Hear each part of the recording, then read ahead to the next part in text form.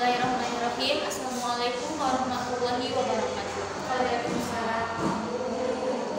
Perkenalkan, kami dari kelompok 1. Pada kesempatan kali ini kami akan sedikit mempresentasikan tentang perkembangan Islam di Indonesia. Dan untuk pemateri yang pertama silakan. Yang pertama ada situasi dan kondisi sebelum kedatangan Islam. Sebelum kedatangan Islam, pada abad 15 dan 16, di wilayah Nusantara terjadi perubahan sosial yang luar biasa. Perubahan sosial itu terjadi disebabkan oleh persebaran agama Islam beserta sistem politiknya. Perubahan-perubahan tersebut dilatar belakangi berbagai faktor, diantaranya latar geografis, keyakinan masyarakat, perekonomian, pemerintahan, dan kesenian dan sastra. Selanjutnya, pertama latar geografis. Indonesia terletak di antara 5 derajat 54 lintang utara sampai 11 derajat lintang selatan dan 95 derajat bujur timur sampai 141 derajat bujur timur. Posisi itu menunjukkan bahwa wilayah ini berada di daerah khatulistiwa. Beriklim tropis dengan curah hujan tinggi, iklim disertai angin musim menyebabkan adanya kemarau dan penghujan. Keberadaan dua musim ini memberikan pengaruh yang kompleks pada berbagai aspek kehidupan. Yang kedua, keyakinan. Sebelum kedatangan Islam, masyarakat Indonesia sudah menganut agama dan kepercayaan yang berbeda-beda. Agama yang berkembang saat itu adalah agama yang berpusat pada kepercayaan adanya dewa-dewa. Dalam melaksanakan pemujaan terhadap dewa-dewa, dibuat artefak keagamaan berupa bangunan atau relik. Yang ketiga, politik dan pemerintahan.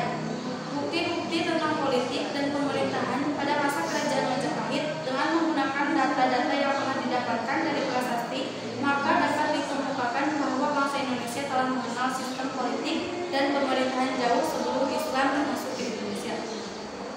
Prasasti dari Kutai yang selama ini masih menjadi patokan babak dimulainya masa sejarah Indonesia dapat memberikan gambaran akan adanya sistem pemerintahan masa lalu. Sedangkan struktur pemerintahan mulai dapat dilacak sejak masa Sriwijaya. Sejumlah prasasti menyebutkan adanya pelaksanaan dari keputusan raja dilengkapi dengan perincian saksi dan imbalan-imbalan yang bertemu. Kemudian dalam perekonomian dan perindustrian, kumpulan rumah penduduk yang tersebar di lembah-lembah sungai dan dataran-dataran pegunungan dengan segala aktivitasnya merupakan pendukung utama keberlangsungan stabilitas ekonomi pemerintahan. Daerah pedalaman adalah daerah agraris yang tertutup perdagangan. Sebagai suatu aktivitas ekonomi dilakukan oleh golongan rakyat yang harus berjalan dengan pedati atau sampan untuk transportasi dalam negeri. Pertanian merupakan tulang punggung perekonomian sebagian besar pemerintahan yang berdaulat di wilayah Nusantara. Selanjutnya atau yang terakhir dalam sastra dan kesusastraan. Menurut Tut Mulder, di mana dia telah berhasil menelisik sastra Jawa itu jauh ke masa sebelum masuknya Islam ke Indonesia. Pada masa Mataram Hindu Buddha, kitab Mahabharata dan Ramayana sangat mungkin telah digubah ke dalam bahasa Jawa kuno pada permulaan abad 10. Berinduk ke kedua kitab itu, maka banyak ditemukan bubahan-bubahan cerita yang dapat mungkin diambil sebagian atau utuh menjadi bentuk kakawin atau naskah-naskah yang lain. Bahkan seringkali naskah-naskah tersebut disesuaikan dengan kemuliaan yang ingin didapatkan oleh raja yang berkuasa ketika naskah itu diubah. Tiap-tiap daerah ditemukan deretan naskah-naskah yang sangat penting sebagai sumber sejarah. Ada Carita Parahyangan, Pararaton, Sutostoma, Nagara Kartagama, Arjuna Wihaha, dan masih banyak naskah dan kitab yang lain. Kehidupan kesusastraan ketika itu tentunya juga tidak lepas dari para pujangga sebagai pengubah dan pencipta karya sastra. Sekian dari saya. Lanjut ke materi yang selanjutnya. Yang selanjutnya yaitu jalur masuknya Islam di Indonesia. Penyebaran agama Islam di Indonesia pada umumnya berlangsung melalui dua proses. Yang pertama, penduduk pribumi berhubungan dengan agama Islam, kemudian menganutnya.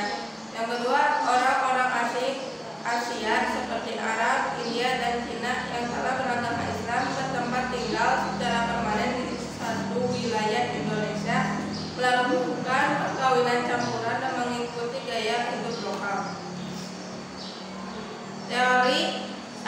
teori tentang Islamisasi awal di Indonesia. Yang pertama yaitu teori India. Teori ini dikemukakan oleh Bijanapel, Mokuti Fatimi, dan seorang orientalis Belanda yang meneliti tentang Islam di Indonesia bernama Snowfurbrod. Ia menyatakan bahwa agama Islam baru masuk ke Nusantara pada abad ke-13 Masehi yang dibawa oleh para pedagang dari Cambay, Gujarat, India.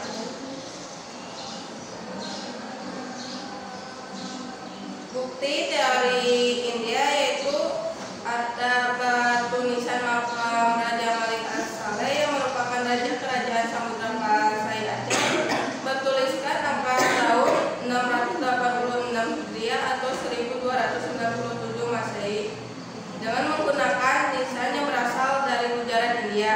Selain itu, batu nisan yang terdapat di makam Maulana Malik Ibrahim di Gresik, Jawa Timur juga menunjukkan hal yang sama.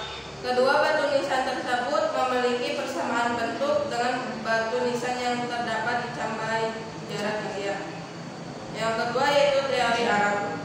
Teori ini dikemukakan oleh Sir Thomas Arnold. Ia berpandangan bahwa para pedagang Arab dalam menyebarkan Islam ketika mereka menguasai secara dominan perdagangan Barat Timur sejak abad awal Hijriah dan abad ke-7 dan 8 Masehi.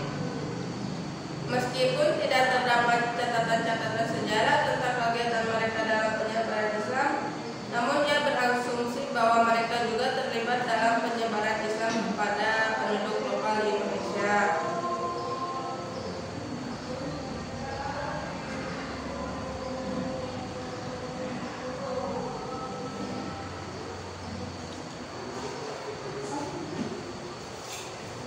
Buktinya yaitu cara Islam awal yang dianut oleh masyarakat Indonesia adalah Islam bercorak sufistik, karena pada masa Al-Ghazali muncul sufi-sufi pengembara yang bertujuan untuk menyebarkan Islam tanpa pamrih, maka sufi-sufi ini yang disinyalir datang dan menyebarkan Islam di Indonesia. Yang ketiga yaitu teori Persia. Sejarawan Husain Darjaningrat adalah orang yang mengemukakan teori ini. Dalam teori ini dinyatakan bahwa Islam masuk ke Nusantara pada abad ke-13 Masehi di Sumatera yang berpusat di Samudra Pasai. Teori Persia lebih menitik beratkan tinjauannya pada aspek persamaan kebudayaan yang hidup di kalangan masyarakat Islam Indonesia dengan Persia. Bukti-bukti persamaan tersebut diantaranya yaitu adanya peringatan 10 Muharram. Yang kedua adanya kesamaan konsep ajaran sufisme yang dianut Syekh Siti Jenat dan Al-Halaj, seorang sufi besar dari Persia. Yang ketiga penggunaan istilah bahasa Iran dalam sistem mengeja huruf Arab untuk tanda-tanda bunyi harakat. Yang keempat adanya persamaan batu nisan Maulana Malik Ibrahim tahun 1419 Masehi di Gresik dan Malik Al-Soleh 1297 Masehi di Pasai yang berasal dari Gujarat. Yang keempat teori Cina. Teori ini menyatakan bahwa Islam datang ke Indonesia berasal dari para perantau Cina. Menurut teori ini, orang Cina telah berhubungan dengan masyarakat jauh sebelum Islam dikenal di Indonesia. Pada masa Hindu-Buddha, etnis Cina atau Tiongkok telah berbaur dengan penduduk Indonesia, terutama melalui kontak dagang. Sekian dari materi jalur masuknya ke Indonesia. Untuk selanjutnya yaitu strategi dakwah Islam di Indonesia. Agama Islam tersebar di seluruh wilayah Indonesia secara periodik, bertahap, dan dengan strategi dakwah yang benar, menyesuaikan diri terhadap adat istiadat penduduk tanpa paksaan dan kekerasan. Strategi penyebaran Islam ini dilakukan dalam berbagai media atau jalan, baik melalui perdagangan, pernikahan, pendidikan, ajaran sufi, juga melalui kesenian. Hal inilah yang menyebabkan agama Islam mudah diterima. Faktor lain adalah agama Islam memberi penghargaan pada setiap manusia dengan tidak membedakan harkat dan martabat. Menurut Uka Chandra, Sasmita, proses masuknya Islam di Indonesia adalah sebagai berikut. Yang pertama yaitu perdagangan. Nah, strategi dakwah penyebaran agama Islam melalui media perdagangan merupakan awal proses Islamisasi di Indonesia, yaitu pada abad ke-7 Masehi Hingga abad ke-16 Masehi, bangsa Indonesia kedatangan para pedagang Islam dari Arab, Persia, dan India. Dan penyebaran agama Islam melalui perdagangan selain lebih menguntungkan juga sangat efektif dan sesuai dengan karakter masyarakat wilayah pesisir. Untuk selanjutnya yaitu melalui perkawinan. Pedagang muslim yang masuk ke Indonesia dilihat dari segi ekonomi, mereka mempunyai status sosial yang lebih dibandingkan penduduk pribumi atau penduduk Indonesia. Nah, interaksi antara penduduk pribumi dengan pedagang muslim yang intens tidak jarang diteruskan dengan adanya perkawinan antara kaum pribumi dengan kaum pedagang muslim. Contoh para ulama yang melakukan pernikahan dengan masyarakat pribumi diantaranya Raden Rahmat atau Sunan Ampel dengan Nyai Manila, perkawinan antara Sunan Gunung Jati dengan Putri Kaunganten, perkawinan antara Raja Brawijaya dengan Putri Campa yang beragama Islam, kemudian putra Raden Patah yang pada akhirnya menjadi Raja Demak. Dan selanjutnya itu dari bidang politik. Proses Islamisasi melalui media politik ini dilakukan secara bertahap dan berkesinambungan antara penguasa dengan pemerintah. Setelah penguasa atau rajanya masuk Islam, pasti rakyat juga mengikuti masuk Islam. Contohnya di daerah Maluku dan di Sulawesi. Dan ada juga kerajaan Islam yang melakukan penaklukan terhadap kerajaan-kerajaan Islam dan kemenangan membuat masyarakat secara bertahap untuk masuk Islam. Yang selanjutnya ada dari pendidikan. Nah, pendidikan Islam itu menyebarkannya melalui pondok pesantren dan menjadi media yang efektif dalam proses Islamisasi di Indonesia. Dan juga lembaga pendidikan atau pesantren pada awal perkembangan Islam adalah pesantren yang didirikan oleh Sunan Ampel dan juga Sunan Giri yang terkenal sampai Pulau Maluku. Selain itu, di lembaga pendidikan pesantren, murid yang sudah selesai belajar akan dikirim untuk berdakwah ke seluruh penjuru Indonesia. Yang selanjutnya dari bidang kesenian, Islamisasi melalui kesenian yang paling terkenal adalah dengan mengadakan pertunjukan seni gamelan dan juga wayang. Cara seperti ini banyak ditemui di Yogyakarta, Solo, Cirebon, dan lain-lain. Seni gamelan banyak digemari masyarakat Jawa dan ini tentu dapat mengundang masyarakat berkumpul dan selanjutnya dilaksanakan dakwah Islam atau disebut dengan ceramah juga. Selanjutnya ada tasawuf. Ini juga cara ini adalah cara terakhir, yaitu para sufi mengajarkan tasawuf yang diramu dengan ajaran yang sudah dikenal oleh masyarakat Indonesia. Jadi mengikuti perkembangan yang ada di Indonesia itu sendiri. Orang sufi biasa dikenal dengan hidupnya yang selalu dalam kesederhanaan, mereka selalu menghayati kehidupan masyarakatnya dan hidup bersama di tengah-tengah masyarakat. Banyak hal yang penting untuk diketahui mengapa agama Islam berkembang pesat dan mudah diterima oleh masyarakat Indonesia. Antara lain, agama Islam bersifat terbuka sehingga pengajaran agama Islam dapat dilakukan oleh setiap orang. Yang kedua, penyebaran Islam dilakukan dengan cara damai. Yang ketiga, Islam tidak mengenal diskriminasi dan tidak membedakan kehidupan seorang dalam masyarakat. Yang keempat, perayaan-perayaan dalam agama Islam dilakukan dengan sederhana.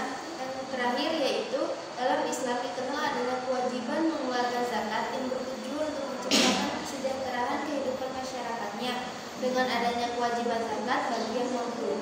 Itu sekian materi dari strategi dakwah Islam di Indonesia. Yang selanjutnya yaitu fase penyebaran Islam di Indonesia. Yang pertama, tahap kehadiran pedagang muslim sebelum abad ke-13 Masehi. Pendapat masuknya Islam ke Indonesia sejak abad ke-7 Masehi atau ke-1 Hijriah dikemukakan oleh Syekh Syamsuddin Abu Abdillah Muhammad bin Thalib ad-Dimashqi tahun 1327 Masehi. Ia menyatakan bahwa agama Islam masuk ke Indonesia melalui Kampa atau Kamboja, Vietnam sejak zaman Khalifah Utsman bin Affan, yakni sekitar tahun 651 Masehi atau abad ke-7. Pada versi yang lain menyatakan bahwa abad ke-1 sampai ke-4 Hijriah terdapat hubungan perkawinan antara pedagang muslim dengan penduduk setempat sehingga mereka memeluk agama Islam. Yang kedua, tahap terbentuknya kerajaan Islam 13 sampai 16 Masehi. Pada fase ini ditandai dengan munculnya pusat-pusat kerajaan Islam. Ditemukannya makam Malik Al-Soleh yang terletak di Kecamatan Samudra di Aceh Utara dengan angka tahun Hijriah atau 1297 Masehi merupakan bukti yang jelas adanya kerajaan Islam di Pasai. Dan yang terakhir, tahap pelembagaan Islam. Pada fase ini, para pemangku kerajaan berguru ke pusat pendidikan Islam seperti Ternate yang berguru ke Giri Gresik. Agama Islam yang berpusat di Pasai tersebar luas ke Aceh di pesisir Sumatera, Semenanjung, Malaka, Demak, Gresik, Banjarmasin, dan Lombok. Bukti persebarannya ditemukan cukup banyak.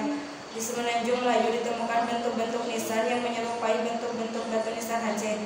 Di Kuin, Banjarmasin, tepatnya di komplek pemakaman Sultan Suryansyah atau Raden Samudra, terdapat batu nisan yang mempunyai kesamaan dengan yang ada di Demak dan Gresik. Di pemakaman Saloparang terdapat sebuah batu nisan yang memiliki gaya Jawa Timur. Sekian materi dari kami, dan untuk yang dapat disimpulkannya, kondisi masyarakat Indonesia sebelum Islam datang sudah dipenuhi kepercayaan dan menganut agama-agama yang berbeda. Sebelum Islam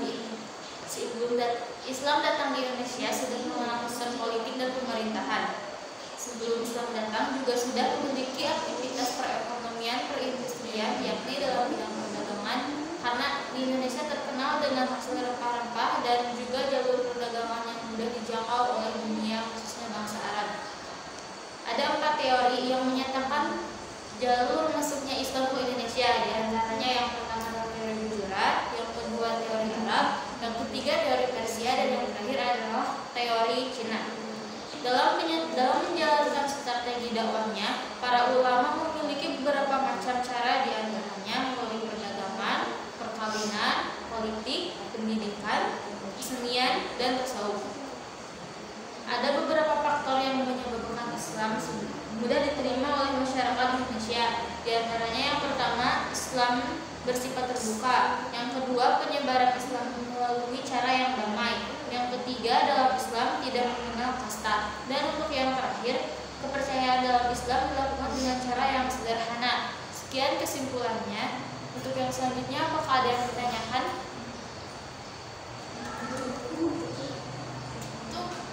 Sekian materi dari kami.